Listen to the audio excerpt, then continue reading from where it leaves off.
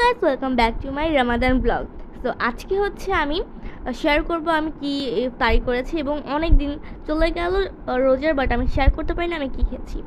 But আজকে হচ্ছে আমি শেয়ার করব মানে ফুড এবং হচ্ছে রেসিপি।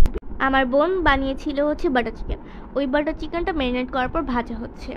তো এরপর হচ্ছে একটা ওই পাতিলেই হচ্ছে পেঁয়াজ দিয়েছিল, বাটার, টমেটো।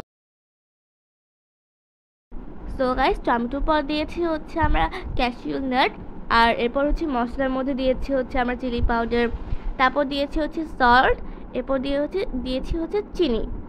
এরপর হচ্ছে মিক্স করে নিয়ে আমরা পানি দিব, তারপর আমরা ঢাকনা দিয়ে ঢেকে দিব। এরপর হচ্ছে আমরা 5-10 মিনিট ওয়েট করব। তারপর হচ্ছে আমি ব্লেন্ডারে ব্লেন্ড করে নিব। আজকে 18তম রোজা চলে গেছে আর আমি একটাও ভিডিও দিতে পারি না, এই জন্য আমি সরি গাইস। আমরা ব্লেন্ডারে করার পর ওটাকে আমরা ছাঁকনি দিয়ে ছেঁকে আবার চুলার মধ্যে বসিয়ে দিয়েছি, আর চিকেনটা যে আমরা পাশে রেখে দিয়েছিলাম ওটা হচ্ছে ওর উপর দিয়ে দিয়েছি।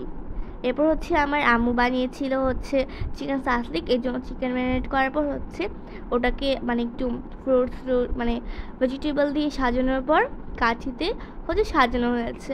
আমার মা বানিয়েছিল আজকে হচ্ছে চিকেন সাসলিক, আমার বোন বানিয়েছিল বাটার চিকেন, জাস্ট মানে অনেক বেশি টেস্টি ছিল।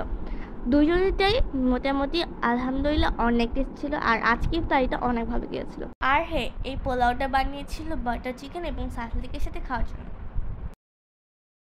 ওটাও অনেক টেস্ট ছিল। আচ্ছা, এখন হচ্ছে আমি খাবো।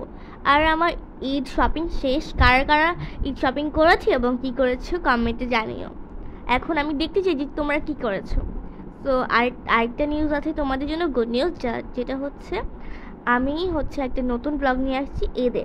তো আজকে এই পর্যন্তই, বাই বাই। খাবারটা অনেক টেস্টি ছিল, বাই বাই।